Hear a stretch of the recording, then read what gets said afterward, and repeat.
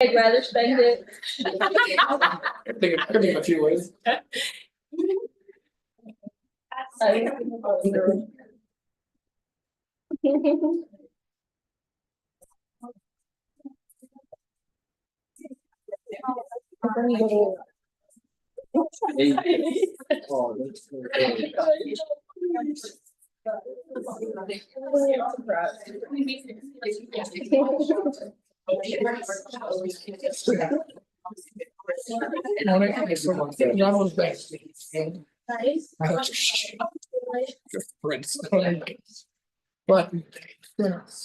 Are you? my form actually. Sample.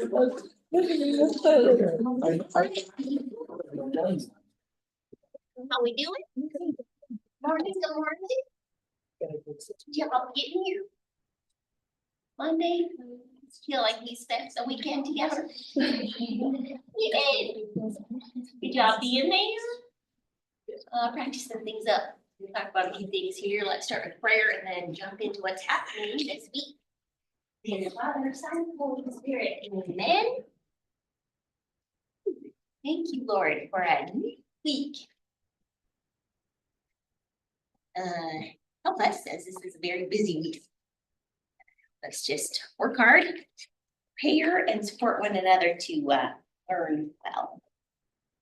Thank you for the gift of education, for the gift of everyone in this room. Let's say a prayer for our friends and family, wherever they may be. Pray for those who are often forgotten. And let's pray for those who are maybe hard to pray for. Maybe someone that we, just have a hard time with. Just offer them up to you because we know you can make all things good. And we're supposed to learn from that situation. Help us learn that. Just offer that to you. Amen. Okay. Let's talk about happened this week. Everybody know what's happening this week? Okay. So Tuesday, people, you signed up for your time during your regular lab time. Is there enough slots for everyone? We didn't have that. But Thursday, same thing. You signed up for some time. That's the only time you have to be there. Present with your scrubs. And make sure we're in full dress code. So, check our whatever. Yeah. Okay. So that's for everybody. Awesome. And then Wednesday. Yay. Where are we all gonna be? Labs. 6:30. We're gonna be halfway through that test by now on. Okay, so 6:30. I want to start at 6:32. Okay. So that means everyone has to be there by 6:30. Me included. And you're ready to roll. Scrubs on. I need the mindset. We're doing this thing. Okay, couple things that I noticed or had questions about or the skill videos. I've only watched some of them, so try to get the grades up there in a little bit. Central line blood draw. I want you to proceed as if we have heparin in the line. Okay, because that's harder than when it's not. Most just depends. It's not as often, but still need to know how to do it. And probably the biggest thing maybe people didn't realize is that you are taking off the end cap. Okay, so let's just walk through that. Just grab my little cup, pull off heparin. Put that aside. Keep holding that sucker. If I drop it or if I touched it, clean it again. Never wrong to clean it again, right? Gonna grab a regular flush. Hook it in, unclamp, Flush, flush, flush, flush, flush. Pull back, pull back, pull back, and you will see saline. And then like kind of pinky saline. And then that BP red. When you have 3 to 5 mLs of the BP red, I'm going to clamp and unscrew the end cap and the syringe. It's going to tell me not this one. This is not what I'm sending. And then just an empty 10 ml syringe. Again, clean if you touched or clean if you dropped. Hook it in, unclamp, pull what you need. I'll say like, okay, you need 5 mLs for CBC. So you pull your 5 mLs. Clamp, put that off to the side. You're gonna deal with that in a sec. Grab a new saline flush with a new end cap already primed. So that would be the first thing that I did when I got to my little person. I would open up a new end cap. I would put a saline flush on there. I would get the little air out of the end cap. Have it ready to roll. I'm gonna grab that now. Cling, cling, cling, cling. Put that on. There's blood in the line. Open her up. Flush, flush, flush, flush, flush, flush, flush, flush. Cling. Disconnect. Grab a new heparin. Connect. Disconnect. All good? So removing the cap, getting the new cap ready, so flushed with saline. With 2 baking soda. Central line dressing change.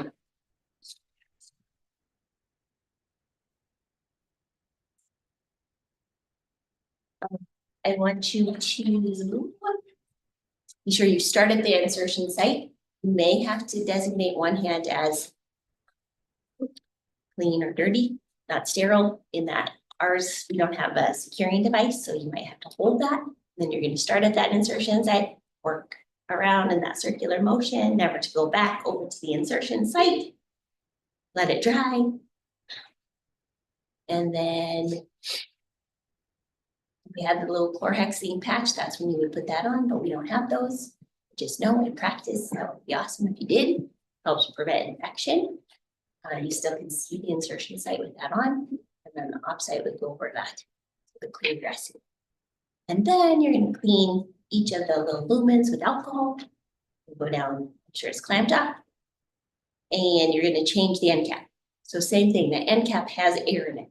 So when you open it out of the package, you have to flush saline through it, or you're going to push air emboli into them, right? So make sure that's all primed ready to go. I'm not going to have you change all 3, but you would. Dressing change. We're just going to change 1. Change 1, you can change 3.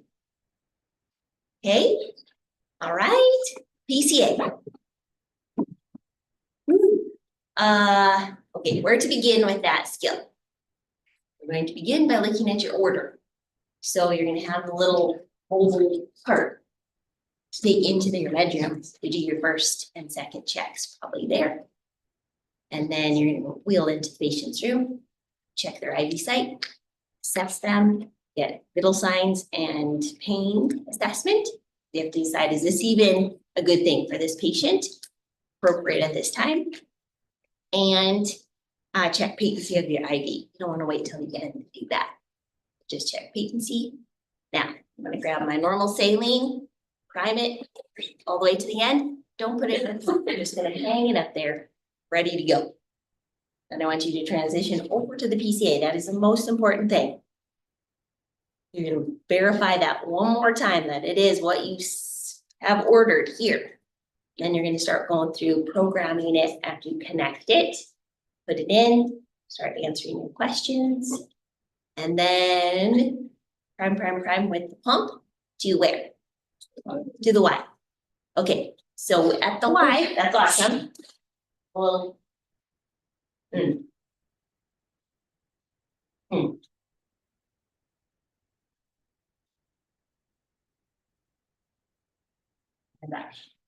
I need more tea. Okay, so this part still has air in it, and this part has air in it, but this is where your medication has stopped. Okay, that's what I want. That's good. When do I get someone to confirm all what's in the pump.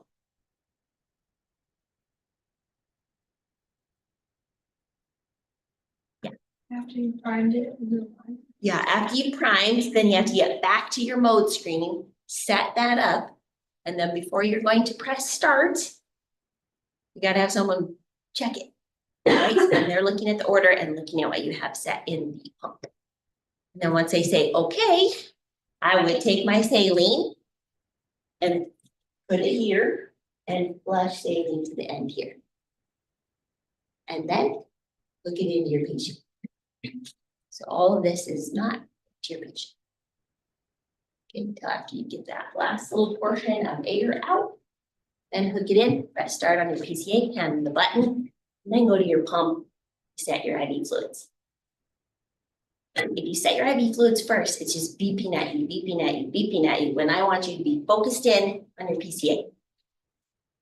The driver is secondary to getting the PCA correct. Okay? Be okay with that. It is a big skill. And yes, I do have a time frame for you. PCA is one of those that I give a lot of generosity to. However, if it looks like you haven't even touched a PCA, time stands.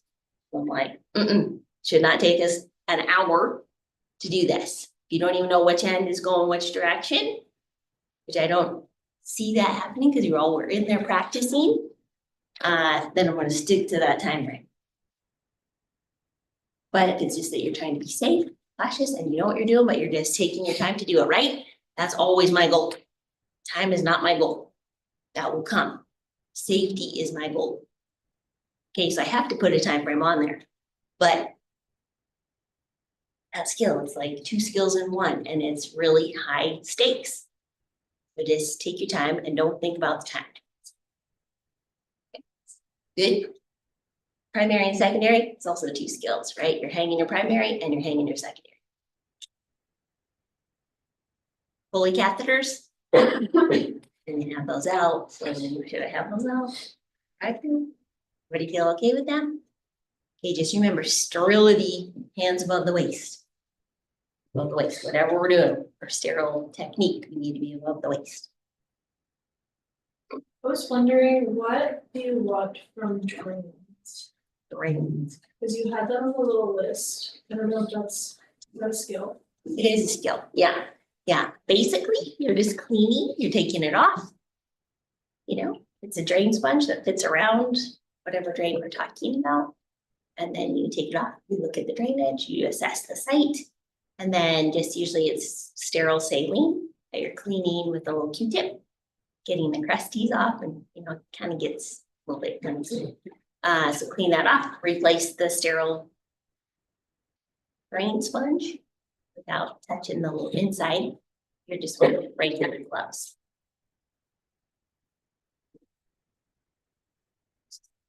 Not too bad. It's not too bad. Maybe that's what you're hoping for. Last time we got a lot of peripheral IVs. I'm like, I love that. Because I've already signed you off on that. But still want you to know it, kind of like Foley catheters, it's still in there. And then a lot of sutures and staple removal. If I could, I'd have us all suction and I'd all do PCA. That would be my choice, but I don't have time to do that. So it's just lucky draw, happy cut, here we come. Okay, any other questions about any other thing? Yeah. So are those sponges for every drain? Yeah, they're actually drain sponges. So anytime we're going around something like it's the same thing as that trach sponge. It's the same kind that goes around the drain sponge, you know, the actual drains. The whole point being is that you have a lot of 4x4 gauze dressings available to you. We would never cut them and put them around the drain, or especially the stoma, because the little fibers just go down the stoma. So the drain sponge is really what you want to use. And it says it on the drain sponge, and it's already cut for you and it doesn't shred. Yeah. I didn't quite hear what you said, when you're doing dressing change, would you wear normal gloves or sterile gloves? Usually it's just normal gloves, but you are using like a sterile Q-tip, so you're not like touching the end of the Q-tip, you know? I think you can see both, but honestly, you're gonna look at your skin, it's not sterile. You're not trying to introduce anything to it and you're not going internally. So regular gloves. For when you're, before taking out sutures or staples, it says to clean it, what would you clean that with? Yeah, so good question. Usually just like a little, your flushes, your saline flush. You can just squirt that on the wound and use like a dry gauze, or you can squirt it on the gauze and just use that to clean it. Because you have to imagine kind of crusties over some of the sutures or staples, so you're just trying to clean it and soften it before you decide like this is appropriate to take it out. Yeah, so just verbalize what you're looking for when you're assessing the wound. We'll have like those little flashes. And then putting on steri strips. Make sure you're not pulling the wound one way or another, because they really do pull tension. So like place it, let the wound stays nice and straight, not like, because you have it pulled one way or the other. You said like we do vital signs before piecing it, are we actually doing them or just? I'll be like, what are the vital signs? And I'll say is blood pressure 152/92, is heart rate 110, and his respiratory rate's 24. You're like, okay, it's appropriate to start this. And what is your pain level? Say, yeah. So you don't actually have to do it, but I want you to be telling me, so I know you know to assess prior. If we, for the PCA, if we prime the like morphine past the Y, what would you like us to do at that point? Just say, and I'm gonna stop at the Y. Because that happens. Okay. You're like, oh, dang. And really, we're just gonna lose that as we flush it. So that's not ideal, and I don't want that to happen. But in real life, I think you can get her hand off the button. You don't want, when it's getting close to 1, just take it off. And be like, and I'm trying to Y. And it really holds 1.2. But by the time, guys have this really good motor, maybe you're off and it stops right there. And our tubing, we only have 1 tubing left, you guys. The other one broke.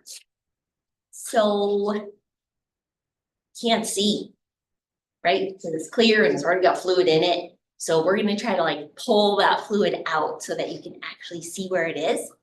And just know when you first start, it doesn't start like right like that. There's a little bit of delay, so keep your finger on there. And then when it starts counting up, 0.1, 0.2, 0.3, you're just like at 1, just be like, and I prepped to the Y. Okay, because at least you're telling me that you know that that's what you are supposed to do. Okay, awesome. Any other thoughts, questions, worries? How are you preparing for the written practicum? Lab tickets, review ATI, read through the checklist. Did post the answers. Thank you, whoever said, do you open up number 4 last week's? Yeah, that would be helpful. So I did that last night. Is everything else open? Or you like answers? Because we didn't go through all those questions on the lab tickets, but the answers should be available to you. Let's see. What is our time limit per question? That is a good question. That's what I'm working on today. It's gonna be awesome. It's gonna be awesome. It's awesome. It's a lot of work, but it's worth it. You're worth it, no doubt. Just I gotta figure it out. Because Accelerated does this, but they have like 12 students. I got 39. You're like, not keep you there all day. So I gotta be done by 8:45. So on average, 2 minutes, little time to rotate, start, rotate, start, rotate, start. 2, 3 minutes. We'll know better after today.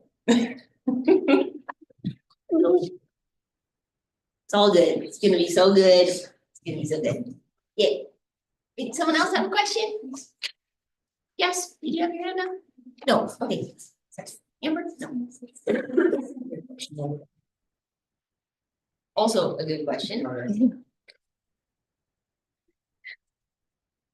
There'll be 39 stations, and at each station, there's going to be a couple questions.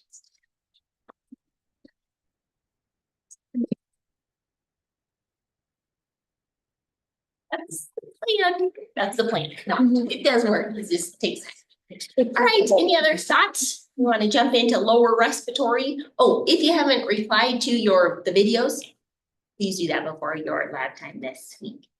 Everybody know how to do that, just somebody do it for a minute. So just hit the little microphone, say what you saw, one thing that went well. A good job being professional, and then one thing that you're like, I think maybe we forgot, or oh, I didn't see this, or remember. All good? Let us talk lower respiratory. We're wrapping up respiratory. People. After this week, so we're a little bit early, honestly, because this is our midterm happening this week. Next week, we'll get into renal, I think. The reason I have your midterm falling this week, 2 reasons. Next week, we learn chest tubes, and chest tubes are awesome. But it wasn't a skill I wanted to add to what you already have for your midterm. So that's going to be for the second half, basically. And then just for you up for terms that are happening actually this week. See? So that's why it kind of altered. And then after break, you're gonna have a wonderful spring break. And we come back and you have an exam, but not on Monday when you get back. Learn the lesson on that, right? Wednesday of that week, you get back, will be your second exam. So we can talk about that next week, but just looking at it. So let's talk respiratory, shall we? There's a lot of respiratory stuff. I feel like you guys are pretty strong in this area, so that's awesome.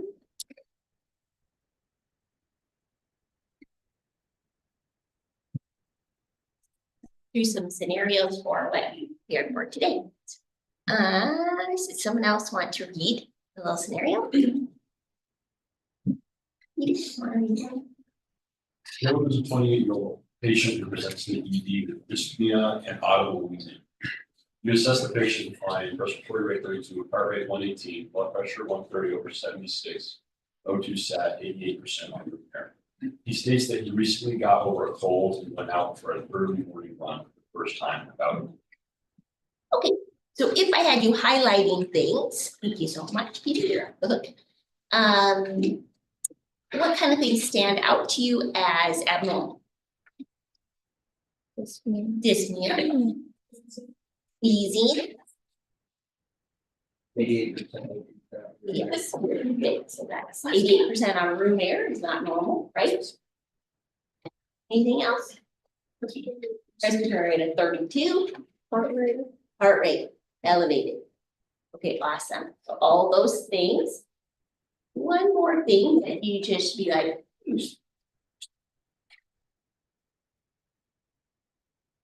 maybe 2 things. Went for a run, you know. Okay, what were you doing when this started? Kind of working through old cards. Old cards cannot, can be about more than pain. And then had a cold. Yeah. Because that can kind of exacerbate certain conditions, right? So based on these abnormal findings, what do you think he has? Yeah, I think so too. Yeah. What other things could you be like differentiating between?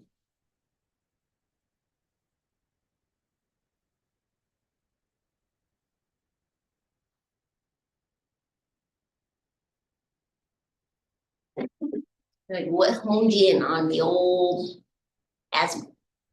With the wheezing. Wheezing, awesome.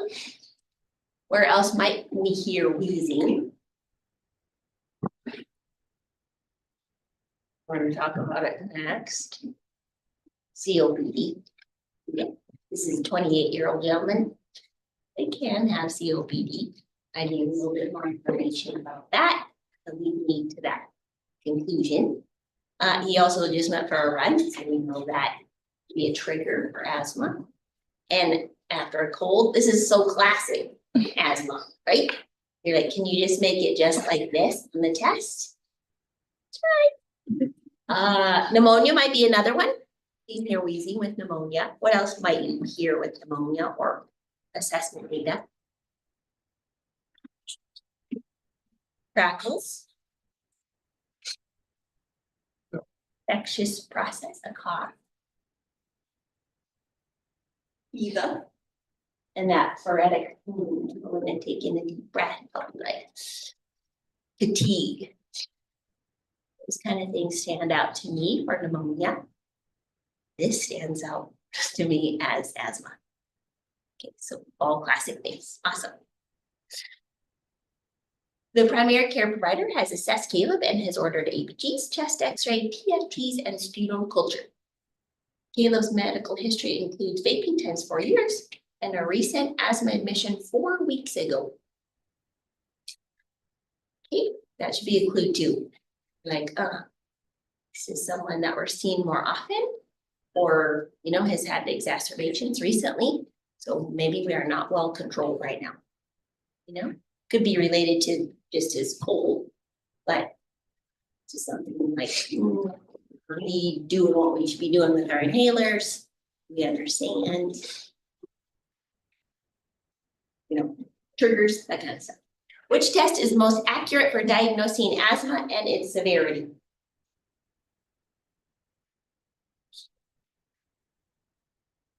Anybody have asthma? You don't have to raise your hand if you don't want to, but. Is it a pulmonary function test? Yeah, have you had one done? Yeah, Okay, can you tell people what they have you do? well, I was a little kid, so Oh, okay. I kind of couldn't remember, but I remember what it was called because my parents were talking to me about it Yeah, and stuff like That's that. right, that's right. So pulmonary function test, so you'll go in and you'll breathe into this. Sometimes it's like a little apparatus like this that just fits in your mouth. Or you're actually hooked to this machine. And they have you do a couple things. One of them is you take in the biggest breath that you can, maximum inspiration, and blow out as much as you can. And so they're watching that volume and duration. And then the next one is they have you take in a deep breath as much as you can and then blow as hard as you can. And they time it for that first second. So that's force expiratory volume over 1 second. And that really tells us the severity of your disease process. So it might sound weird, but we actually do this when you're experiencing an asthma attack to tell us how severe are we talking that your airways are constricted. So we try to get a baseline and then use it when you're actually having exacerbations. Okay, awesome. What do you think? Let's see, I'm not sure if I give you an ABG. All right. Which of Caleb's manifestations indicate a deterioration in his respiratory status? Arterial oxygen saturation of 88%. So the key word in here is that he is deteriorating. So what was he prior? 88. It's not normal, but it hasn't changed. Diminished breath sounds, tachypnea at 32, tachycardia at 118, or age of 28. So all of those things except B. So if you're listening to someone when they're having an asthma attack, you usually hear wheezing. If all of a sudden I listen and I hear no air movement, that's a worsening sign. You're like, oh geez, oh geez, oh geez. But people can be intubated, vented, die from asthma. We think it's kind of like this. Oh, it's okay to stay your inhaler. No, it's like a serious thing. So we want to get good education, taking medications to prevent this. Yeah, diminished breath sounds, bad sign. I would remember that. The nurse can expect to administer what classification of medication for acute symptoms? Oh my gosh, how many times have you been asked this? I'm sure Professor Brosnan asked you this in farm. Hey. Who's on? Sorry. Awesome. What?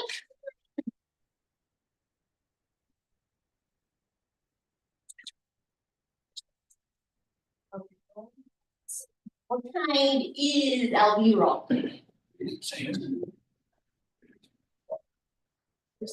So, We can have it to sound, right? So it's a short application. And take this blocker. Would it do me any good to give an anticholinergic like Atrovent or this is ipratropium? Or acute symptoms? No, this is long acne. But it's anticholinergic. So oftentimes we give albuterol, and we also will throw in Atrovent. So it's a duo natural. You can just put them in together. You know how to do nets. You just breathe that in, and it opens up those airways. When I listen again, what should I hear less of?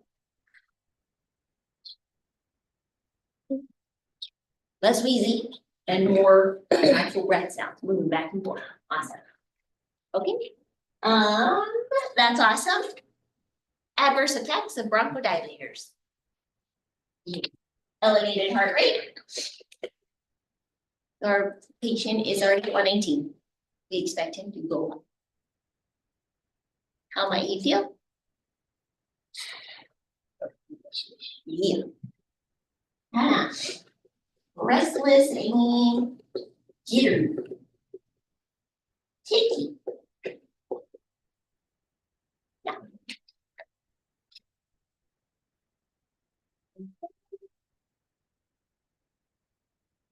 One can cause pupillary changes. Remember that if you have a mask on and it's misting into their eyeballs, and you come in, you see that one pupil is like, let's say it was misting on one eyeball, and that is like, woo. The other one is normal size. Like, oh my gosh, my patient's having a stroke. You're like, let me assess because that's important. But it's probably related to the net that you just administered into their eyeball. Awesome. After educating Caleb on his medication, name 3 nursing considerations that should be monitored.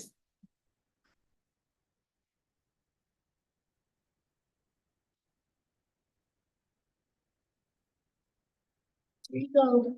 Okay. Sure. Yes, he's 28. Too little. Okay. Like new vitals after. Sure. Sure. Seeing if we have an improvement in heart rate, respiratory rate, and 2 saturations coming up. Everything else coming down. Good. so like work of breathing. Yeah, work of breathing. Is he using those accessory muscles? Or is he seem more relaxed? That position of comfort. Right? Anything else? Once he's more stabilized, like if he understood what you taught him and how to use it. Awesome. Good job. So how would you know that they know how to take their medication correctly? We could teach it. Yeah. You will teach back, right? Like you've demonstrated it, now have them demonstrate it back to you. So you can see if they know how to shake it, prime it. They're using the spacer, which now we're recommending for all people, not just the very old or the very young. All people benefit from that because it holds it in place. They can take those deep breaths and the medication is suspended in the aero chamber. Okay, so being able to see that they're able to do that. So, back to say prayer, it's Soap's birthday today. So we thank God for Soap and happy birthday. Thank you. Oh, no.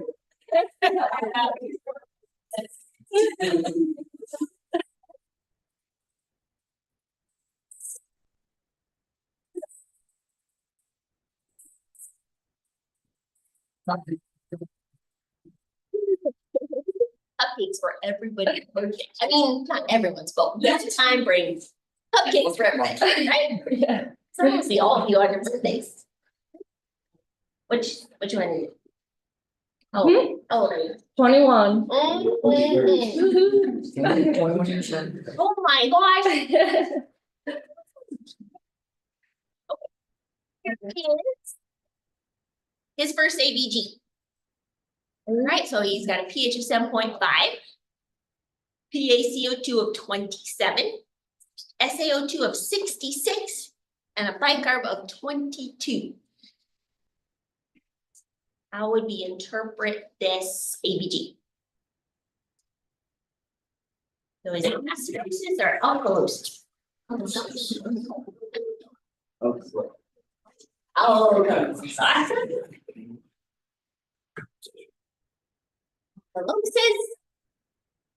Mhm. And is this a respiratory or a metabolic issue? Respiratory. Awesome.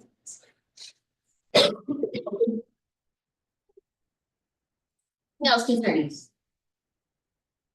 You just told me it's acid-base balance. Is there something else that we use an ABG for?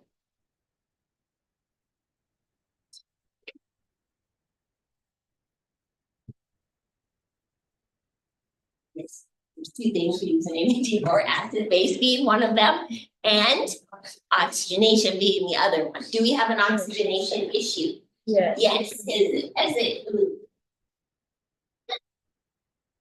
SaO2 is 66. What should it be? 80 to 100. 80 to 100, right? So what are we gonna do? Give them oxygen. Put oxygen on this person, right? How much? Oh. SaO2 is 66 and his O2 saturation is 88.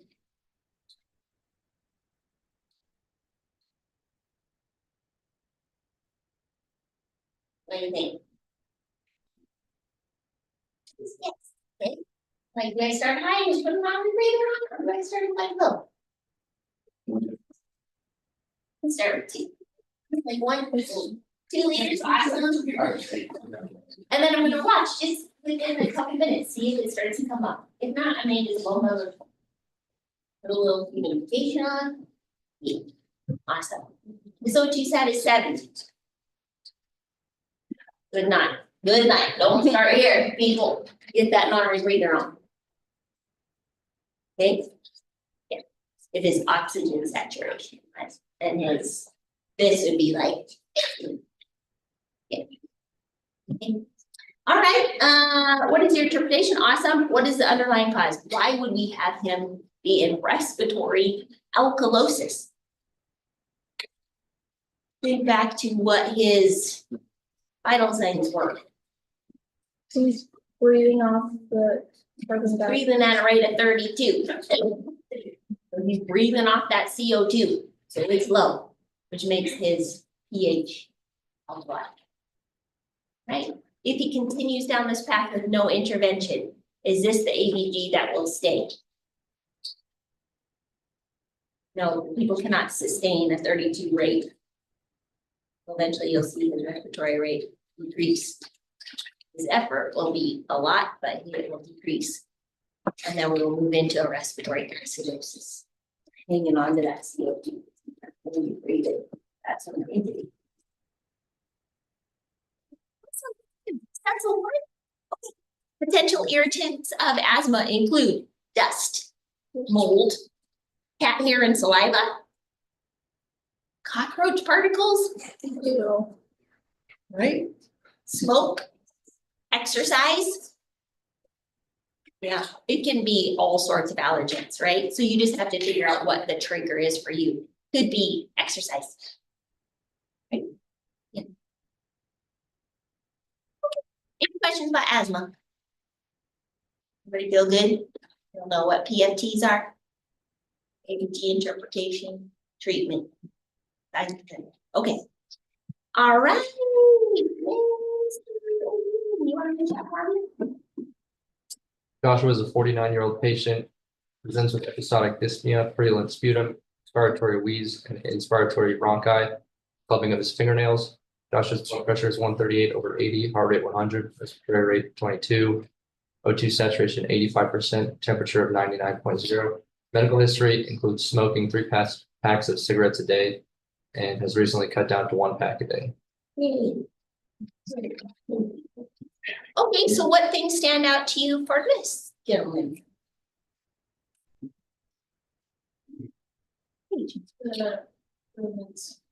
Yeah. Right, good, good, good. So that sputum, you're like, anytime we're seeing like purulent sputum, we better be checking to see if it is an infectious thing. Yeah, absolutely. What else? The clubbing shows it's like a long time. Yes, yes. So this is not something that's just happening. So that might help you distinguish between a pneumonia and this. Yeah, this clubbing indicates what? Chronic hypoxemia. Yeah, this is not happening overnight. Have you all seen clubbing? Mhm. Kind of like rounded fingernail rather than that little angle, what's that called? Angle of insertion. Or angle of insertion. We don't have that. It is just a rounded little fingernail. Okay. What else? Is it normal to be having expiratory wheeze and inspiratory bronchi? O2 saturation of 85. Temp of 99.0. And then his past medical history of cigarette smoking. Significant risk factor for what condition?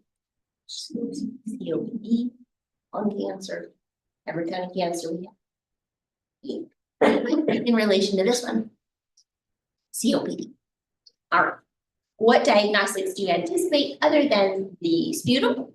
Yes.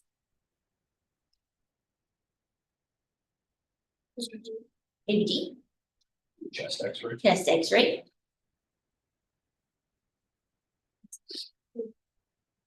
PFT.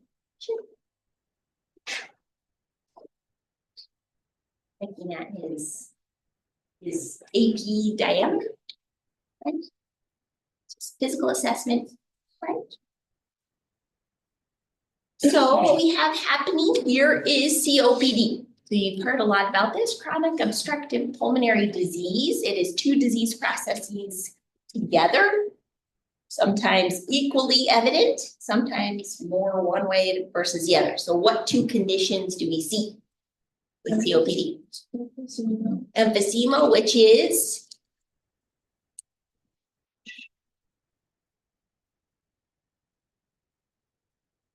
it is air trapping in the alveoli.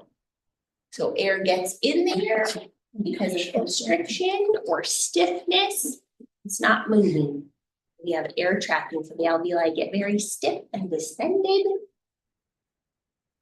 the other side, we have emphysema with chronic bronchitis. So that's where the phlegm comes in. We have this productive cough. Can appear purulent, but you have to rule out an infectious process on top of the just normal secretions that people with COPD have. So you can see how obstructed the airflow is through all this mucus. So that's what you're hearing. What sound? This is down in the lower airways. So you can hear wheezing as the air is going through that tightened obstruction area. Then if we're talking about the larger airways, like the trachea and right and left main stem, that's where you hear bronchi, right? Just that secretion sitting in there. And then this is emphysema picture where you can see the alveoli are enlarged and they lose that kind of flexibility. All right, so I get a better image. Yeah. So we can have a blue bloater. We would never say that to our patient. You're a blue bloater, sir. You're a pink puffer, sir. This is just to help remind you of the 2 conditions that are at play here. Sometimes they present like a person here when they have more of the bronchitis symptoms. Okay, so they have this chronic productive cough, a purulent sputum, might even be coughing up blood. That's hemoptysis. Mild dyspnea at the beginning of COPD, but it can progress. This is a progressive illness. Cyanosis due to hypoxemia, so that's where the blue is coming in. They can have peripheral edema. A lot of times when we have COPD, it can cause right-sided heart failure, so that's what this for all stuff about. We can have crackles along with it. Prolonged exhalation. So they're like.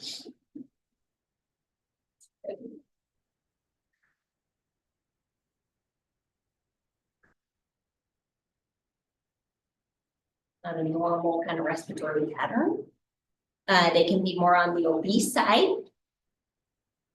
We can have changes in their blood cell count because of hypoxemia. You can have pulmonary hypertension, again, or pulmonal. On the other side, pink puffer is more of the emphysema picture. So they're going to have dyspnea. What is dyspnea? Really, we have to define it. Difficulty breathing, and it's usually a subjective finding. So we say labored or unlabored for work of breathing or use of accessory muscles. If the patient states, I just can't catch my breath, or they're talking to you and you notice that they can only answer in like 1 or 2 words. Okay. Pink skin and pursed lip breathing. This isn't really related to hypoxia. This is related to hypercapnia, elevated CO2. So use of accessory muscles, what's cachexia?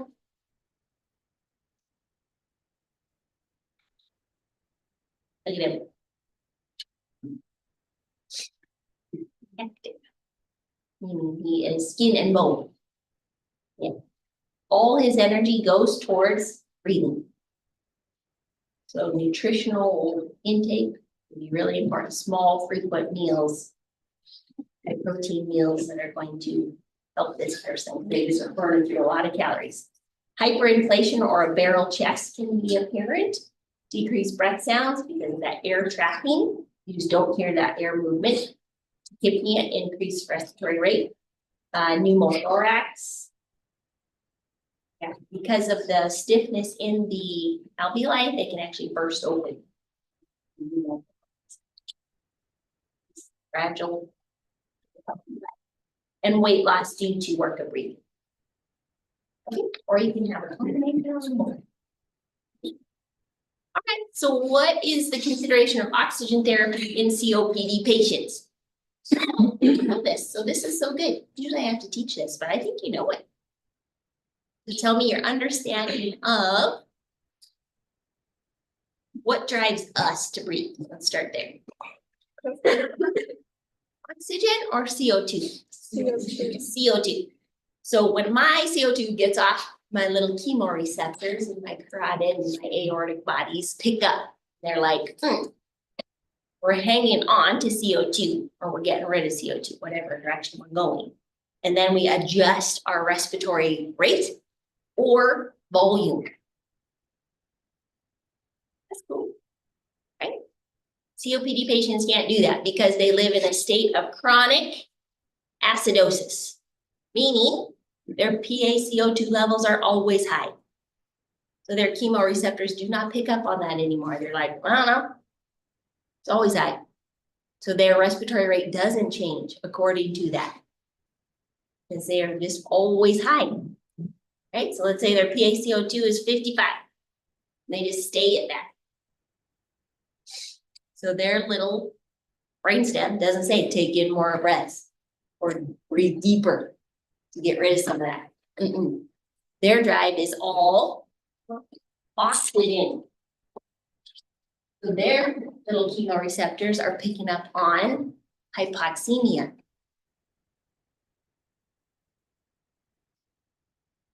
Hopefully, right? And that's what's going to adjust their rate and volume. That's not us. We don't do that. It's all about CO2, but CO2 is always high. So you will hear people say, or they used to say, it, I think we're getting better, like, we don't put oxygen on COPD patients.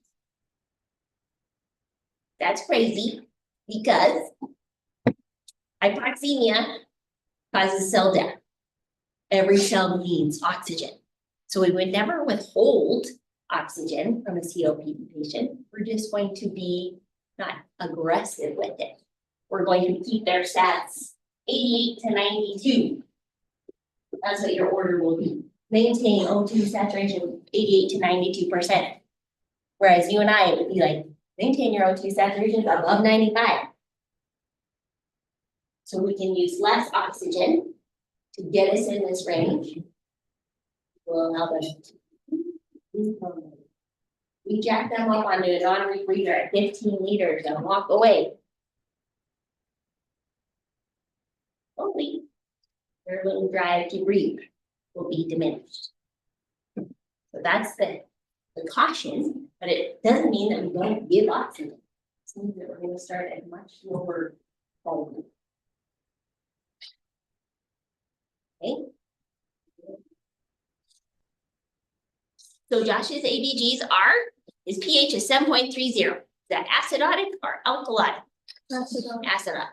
PaCO2 of 48. High, such high, right? PaO2 of 50. Low. Bicarb of 26.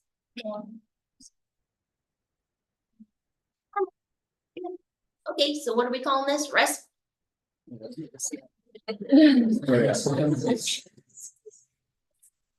Acidosis, which is probably their baseline. This is where they're living. But look at their PaO2. It's 50. They do need to address that. I'm going to put on 50. What do you think? 6 liters. I'm just going to stay right there with my patient and see how he does. If I can back off, I'm going to. With that O2 saturation to be 80 to 92% and redraw an ABG. Isn't that so wonderful? You guys know those ABGs. What classification of medications will you treat Josh? He has a COPD exacerbation.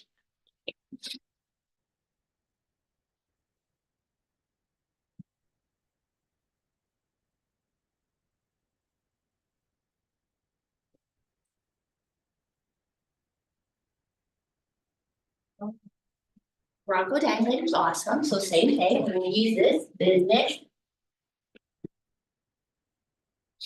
Yeah, and then, yeah.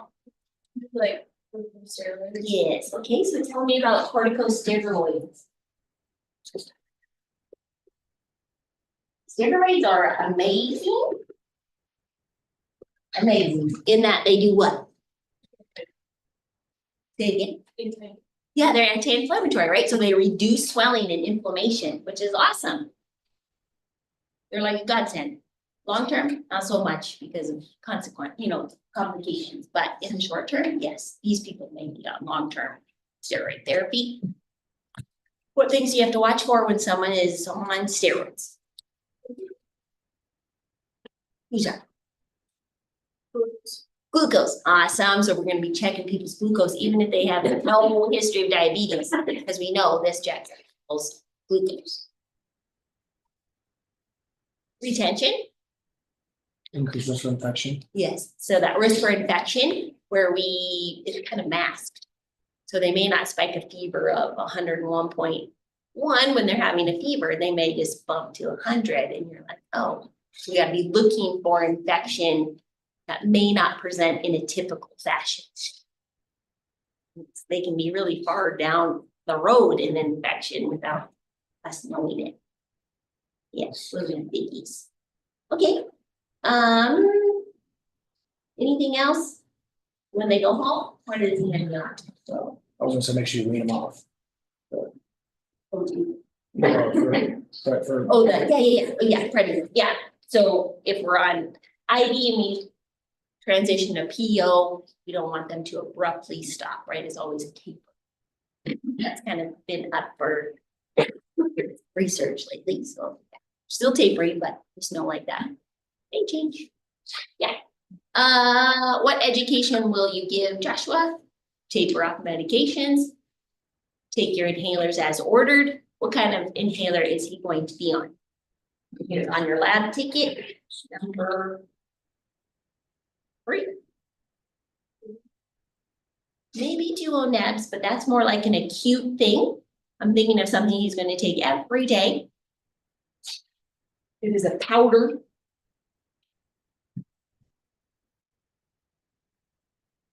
Add there.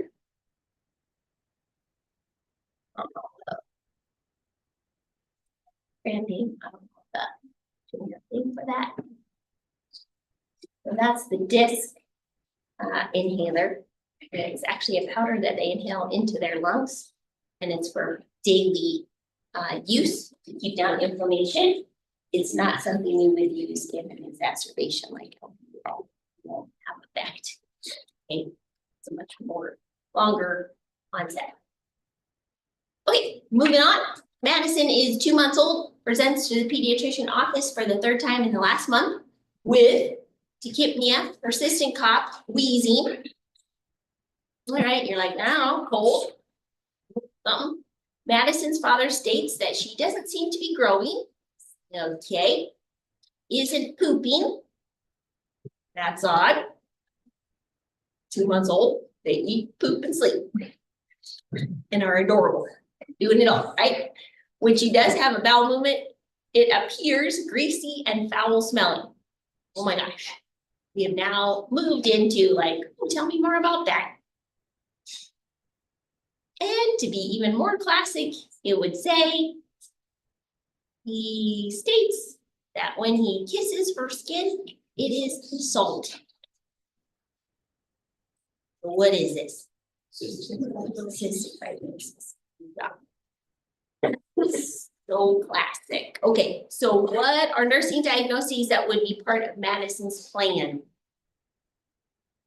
Yeah, nursing diagnoses. Sweat test? Yeah, that's gonna be our diagnostic. Diagnostic. Good. So what is a nursing diagnosis that you're going to have in your plan of care?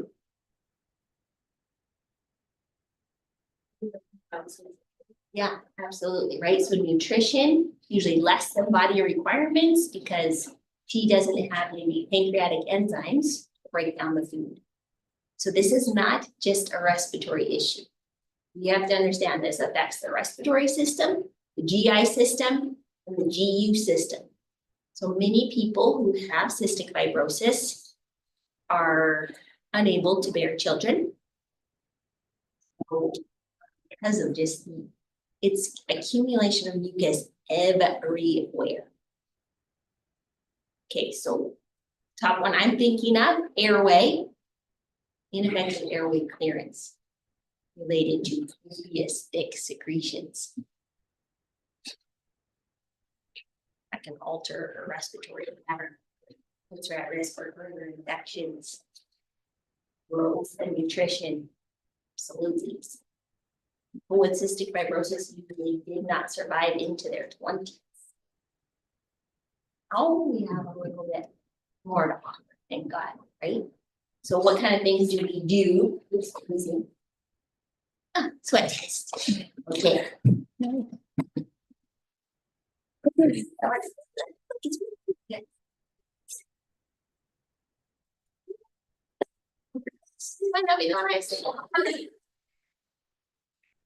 Parents can pass all kinds of different traits to their children, from blue eyes to blonde hair. Sometimes parents can also pass the genes for certain diseases to their kids. Cystic fibrosis is one very serious inherited disease. It makes it hard for children to breathe and digest food. Let's talk about cystic fibrosis. Genes are the coded instructions that tell our bodies how to operate. Usually the code's correct and everything runs smoothly, but sometimes the code is incorrect because of a defective gene or genes. In the case of cystic fibrosis, or CF, a faulty gene causes the body to produce an abnormally thick, sticky fluid called mucus. This mucus clogs the lungs, making it hard to breathe sometimes. It also gets stuck in the pancreas, making it harder for the body to break down and digest food. Millions of Americans carry the cystic fibrosis, or CF, gene. Fortunately, most of them don't have cystic fibrosis. That's because you need to inherit one faulty gene from each parent to actually get the disease. Kids who are born with cystic fibrosis start showing signs very early. Newborns don't grow or gain weight as quickly as they should, and they don't make bowel movements because their bodies aren't digesting food properly. As these children get older, they may have symptoms like coughing and fatigue from the mucus in their lungs, nausea and stomach pain from the mucus in their pancreas. They'll also get pneumonia and other lung infections more than normal. So, you should now be asking, how do you know if your child has cystic fibrosis? Doctors diagnose cystic fibrosis using a blood test that looks for the CF gene. There's also a sweat test, which looks for saltier than normal sweat, another symptom of cystic fibrosis. Doctors may use other tests, such as a chest X-ray or upper GI series, to check for lung and bowel problems caused by CF. It's a good idea to get treated at a center that specializes in cystic fibrosis because they're up on all the latest therapies. For lung problems, treatments include inhaled medicines to open airways, medicine to thin mucus and make it easier to cough up, and antibiotics to prevent lung infections. Some people may eventually need a lung transplant. For bowel problems, you'll need to eat a special diet that's higher in protein and calories to make up for the nutrients you're losing. You may also take vitamin supplements. The outlook for people with cystic fibrosis is better today than ever before. Thanks to new treatments, people with this disease can live well into adulthood. They can go to school, play sports, and get a job like everyone else. But because the symptoms of cystic fibrosis are so serious, it's very important to stay on top of treatment and to call the doctor right away if symptoms get worse. Anyone with a family history of the disease may want to get screened for the CF gene before they decide to have children. That's not what I thought it was, but that was very informative. So the sweat test, do you know what that looks like? Okay, so they put like a little on a plastic little sensor over the skin, and they rub like pilocarpine on the skin, which causes you to sweat. Then they collect it. And then they send that sweat sample off to the lab. What they're looking for is the chloride levels. In anyone with cystic fibrosis, our chloride levels are high. Sodium or chloride?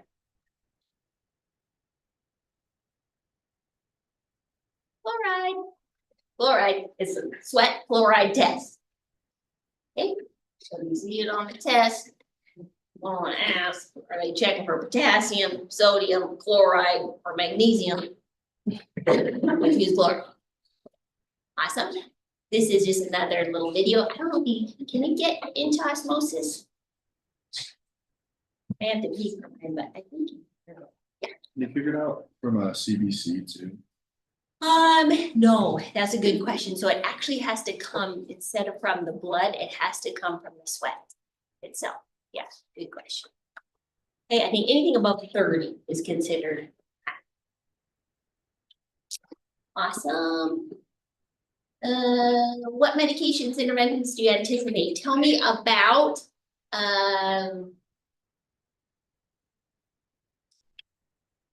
postural drainage and chest fatigue. Have you seen that done? So this is actually where you're positioning the patient to move secretions into the larger airways so that they can cough them out or they can suction them out. So you might have them lying left side, and they can wear this little vest that does vibration to like loosen up the secretions. Or there's us doing this, and you're like, what? Is that real? And you're like, it is. You're like this. You're not slapping them. You're like this. So you're cupping air in between your hand and their backside, usually doing it over a towel or their shirt. And you're just going up and down like that. It helps mobilize secretions. And then you're going to turn the other direction. And then you're going to give them mucolytics to help thin the secretions so that they can cough them out.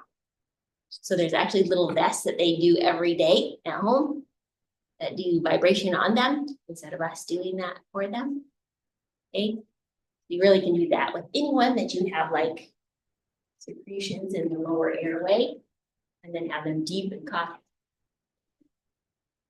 Expectorate. Okay, so mucolytics, good nutrition, fluids, taking pancreatic enzymes to help digest food. And, preventing infection is huge for these kids. Okay. Aniston is a 47-year-old patient who presents with unique complaints of hoarseness, difficulty swallowing, chronic cough, occasionally productive rust-colored sputum. History of smoking times 10 years, quit 2 years ago, good, weight loss and night sweats. What things stand out to you? Hoarseness, prolonged hoarseness is not, over 2 weeks is not normal. Chronic cough. Rust-colored sputum, you're like, what? Rust-colored sputum means there's blood in the sputum. That can be related to like trauma, could be related to TB, or it could be related to like what we're talking about now. History of smoking, quit 2 years ago, we should always praise that, right? I remember talking, I may have told you this, to a gentleman that I was caring for. He said that he had been on heroin and I think he said cocaine. So heroin and cocaine. He said, and tobacco. He said, I was able to quit heroin, I was able to quit cocaine, but I cannot quit tobacco. I'm like, oh my gosh, that gave me a little bit of insight to like the grip of addiction that nicotine is. So even though it's frustrating for us maybe to be like, oh my gosh, you have had lung cancer, you have had your larynx taken out because of smoking and you still cannot quit. You're like, this is not about judgment. This is about empathy for someone who has an addiction. And we try every day to try to get them a little bit less dependent on that chemical, which might mean putting a nicotine patch on, helping them chew nicotine gum. It's not to be shaming them and being like, gee, quit. Right? For the love. Thank God that's not me. And I'm addicted to potato chips. And I know I shouldn't be eating those suckers. And they don't have addictive properties like nicotine. Right. So, right. Okay. So the point is, like, don't give up on your patients. Even if you educated them and told them 500 times that they need to quit smoking, because all these bad things can happen. People don't necessarily change unless they have a reason to change. So maybe this is the time. Maybe this is the day. Maybe this combination of things is what's going to work. Don't give up on your people. Don't get frustrated. Don't get hardened. You know, we're all going to have our things. It's not about judgment. Just meet them where they are. Weight loss and night sweats is screaming at you. This is cancer. So hoarseness, chronic cough, those constitutional signs that in and of itself, weight loss, you're like, what? But night sweats and weight loss, unexpected weight loss. So those things were like, okay, something's happening. We would do a chest x-ray, possibly a CT. We would make sure this is not an infectious process by checking a CBC, checking our CT or x-ray. But this is cancer. All right, so they ordered the chest x-ray. They do a BMP, so your basic metabolic panel. They order oxygen. What is Neupogen? So we can cut out cancer. We can use radiation. We can use some chemotherapies. We can use immunotherapies or targeted treatments to that area. So a lobectomy is where we actually remove a whole lobe of the lung. A wedge resection means we're just taking the little portion of maybe the tumor itself, or we may take a whole lobe, like a whole lung. Right? So we put people on Neupogen.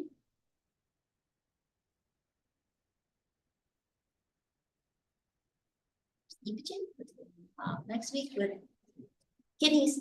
Neupogen, it helps build up our white blood cells so we can fight off infection, because these people will be obviously at risk for infection. especially respiratory infection. And then Decadron is steroid.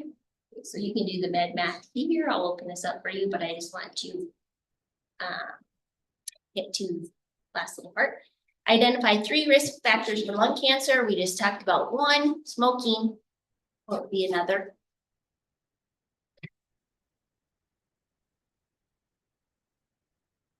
Environmental factors like Pollution, right? Yeah. When I used to like work in Boston, I'd take the subway, I'd be down underneath the ground. And you're just like getting all this exhaust in you. I'm like, oh my gosh. Or living in China for 8 years. Beautiful blue skies. A lot of that time was last year, and then all of a sudden, like, holy schmoly. The words. I told my sons, I'm like, you should not taste air. It's not taste the air.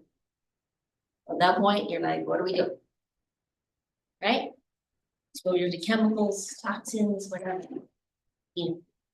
Anything else?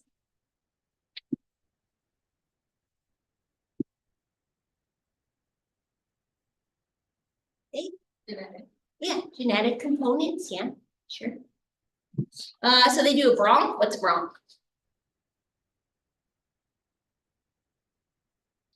They take a scope, put a camera on it, go down and they check out your trachea and they check out your main stem and they can look into your lung and sometimes they can grab the pieces. Remember, they can grab the penny. If you swallow a penny and it makes its way through, grab that out. Also can grab specimens to send for biopsy. That's what's happening here. Okay. Treatment, kind of briefly went through that, look over that. I want you to hear, so RSV, someone was taking care of someone with RSV.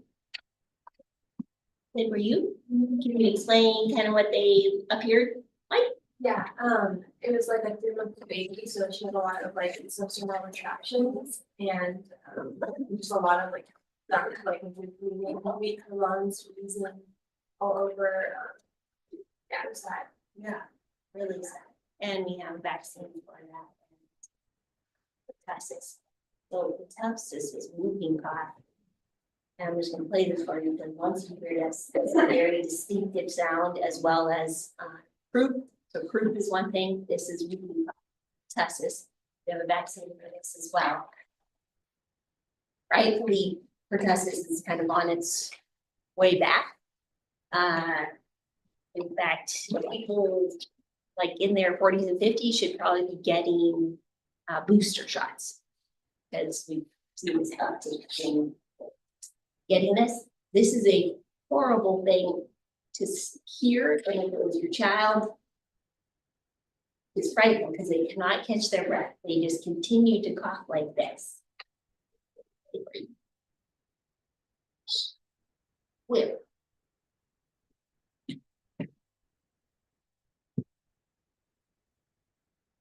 Sun's off. Thank you. That would help.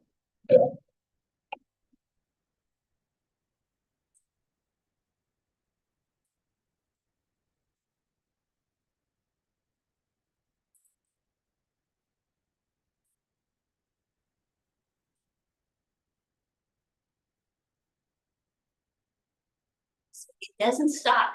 It doesn't stop. That's what they sound like. Preventable? Yes. So think of signs and symptoms for each of those and how we treat.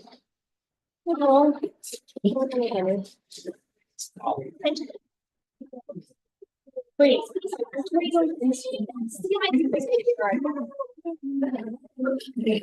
Oh my God. Can't say.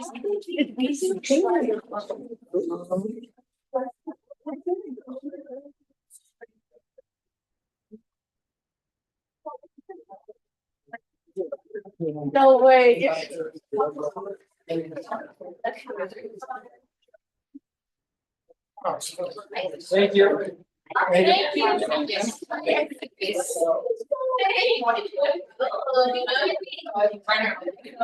I